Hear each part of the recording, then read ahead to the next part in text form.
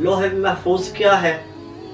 ایک ایسی تختی ہے جس میں اس کائنات کے تمام راز لکھے ہوئے ہیں۔ کون کب مرے گا، کس کو کتنا رزق دیا جائے گا، کس کو کس زندگی میں کون سی مشکلات درپیش ہوں گی، کس کو کس طرح کی موت آئے گی، کون کس حالات میں مرے گا اور کس کا حشر کیسا ہوگا۔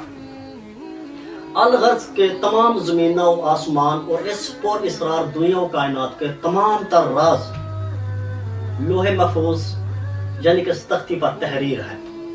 پیارے دوستو، کیا آپ جانتے ہیں کہ لوح محفوظ کیا ہے اور یہ کہاں پر ہے؟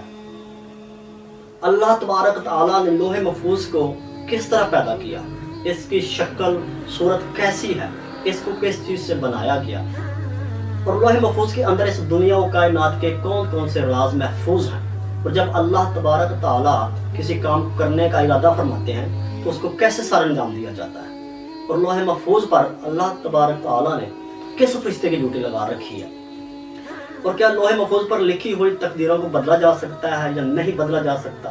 پھر دوستو، ان تمام تر سوالات کے جوابات قرآن و حدیث کی روشنی میں آج کی اس ویڈیو میں ہم آپ کو بتائیں گے۔ لہٰذا آپ سے گزارش ہے کہ میری اس ویڈیو کو اینڈ تک لازمی دیکھیے گا۔ جن بھائیوں نے ابھی تک چینل کو سبسکرائب نہیں کیا وہ سبسکرائب کر لیں، ساتھ میں لگے ہوئے بیل آئیکن کو پریس آل کر لیں تاکہ میری آنے والی ویڈیو سے آپ مستفید ہو سکیں۔ پہلے دوستو، جس طرح اللہ تبارک تعالیٰ کی وحدانیت اور اللہ تعالیٰ کے تمام رسولوں پر ایمان لانا ضروری ہے، اسی طرح فرشتوں پر، لوح محفوظ پر، عرش و کرسی پر اور قیامت ہونے پر ایمان لانا ضروری ہے۔ لوح جو ہے عربی زبان کا لفظ ہے جس کا معنی ہے تختی، اور محفوظ اسے کہتے ہیں جس کی حفاظت کی جائے۔ پیارے دوستو، روایت میں آتا ہے کہ اللہ تبارک تعالیٰ نے زمین و آسمان کو تخلیق کرنے سے، پیدا کرنے سے، بنانے سے 50,000 سال پہلے لوح محفوظ کو تخلیق۔ اللہ تبارک تعالیٰ نے جب لوح محفوظ کو تخلیق فرمایا تو اللہ تبارک تعالیٰ نے قلم کو حکم دیا، ارشاد فرمایا کہ لکھ، تو قلم نے اللہ تبارک تعالیٰ کی بارگاہ میں ارشاد فرمایا کہ آقا کیا لکھوں، آقا کیا لکھوں؟ تو اللہ تبارک تعالیٰ نے ارشاد فرمایا اس کائنات کی ابتدا سے لے کر اس کائنات کی انتہا تک تمام تر معمولات لکھ دے۔ تو قلم نے اللہ کے حکم کے مطابق لوح محفوظ پر تمام تر معمولات لکھ دی۔ پیارے دوستو، لوح محفوظ وہ تختی ہے جس پر تمام انسانوں کی تقدیریں لکھی ہوئی ہیں۔ اس کائنات کی تخلیق سے لے کر اس کائنات کے فنا ہونے تک ہر چیز لکھی ہوئی ہے۔ لہذا آج تک جو اس کائنات میں ہوا ہے اور جو کچھ قیامت تک ہوگا، سب کچھ لوح محفوظ پر لکھا ہوا ہے، اور لوح محفوظ تمام تر مخلوقات سے بالا تر ہے، کوئی بھی انسان یا شیطان اس تک نہیں پہنچ سکتا۔ جیسے کہ بخاری شریف کی حدیث شریف میں آیا ہے کہ حضور پاک صلی اللہ علیہ وسلم ارشاد فرمایا کہ اللہ تبارک تعالیٰ نے لوح محفوظ میں ہر چیز لکھ دی، زمین و آسمان کو پیدا کیا، اور قرآن پاک میں بہت سارے مقامات میں بھی لوح محفوظ کا ذکر آتا ہے۔ جیسے کہ اللہ تبارک تعالیٰ نے سورہ بروج میں ارشاد فرمایا ہے کہ یہ قرآن ہے جو لوح محفوظ میں لکھا ہوا ہے۔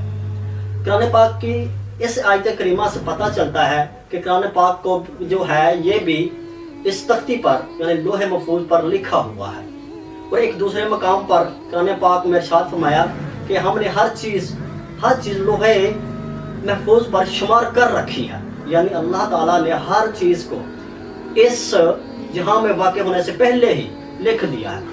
پہلے دوستو، اللہ تبارک تعالیٰ نے لوح محفوظ کو سفید موتیوں سے بنایا۔ اللہ تعالیٰ نے جو اپنا لوح محفوظ ہے اس کو سفید موتیوں سے بنایا، اور اس کے صفحات یعنی کہ پیجز سرخ یاقوت کے ہیں، اور اس کی تحریریں جو لکھی ہوئی ہیں وہ بھی نور سے لکھی ہوئی ہیں۔ جیسا کہ حضرت ابن عباس رضی اللہ تعالی عنہ نے فرمایا کہ نبی آخری زمان صلی اللہ علیہ وسلم ارشاد فرماتے ہیں کہ اللہ تبارک تعالیٰ نے لوح محفوظ کو سفید موتیوں سے بنایا، اور اس کا قلم بھی نور کا ہے، اور اس کی تحریریں جو لکھی ہوئی ہیں وہ بھی نور کی ہیں۔ اللہ تبارک تعالیٰ ہر روز لوح محفوظ کی طرف 360 مرتبہ نظر فرماتے ہیں۔ پہلے دوستو، روایت میں آتا ہے کہ لوح محفوظ کی لمبائی زمین و آسمان سے کے برابر ہے۔ لوح محفوظ کی لمبائی زمین و آسمان کے برابر ہے، اور لوح محفوظ کی چڑھائی مشرق اور سے مغرب کے برابر ہے۔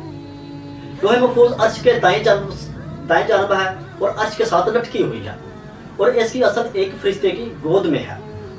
حضرت ابن عباس رضی اللہ تعالی عنہ فرماتے ہیں کہ لوح محفوظ کے سینے میں یہ الفاظ لکھے ہوئے ہیں، جو الفاظ لکھے ہوئے ہیں لوح محفوظ کے سینے میں، وہ کچھ یوں لکھے ہوئے ہیں کہ حضرت محمد صلی اللہ علیہ وسلم اللہ کے رسول ہیں اور اس کے بندے ہیں، اور اللہ تعالیٰ کے سوا کوئی عبادت لائق نہیں۔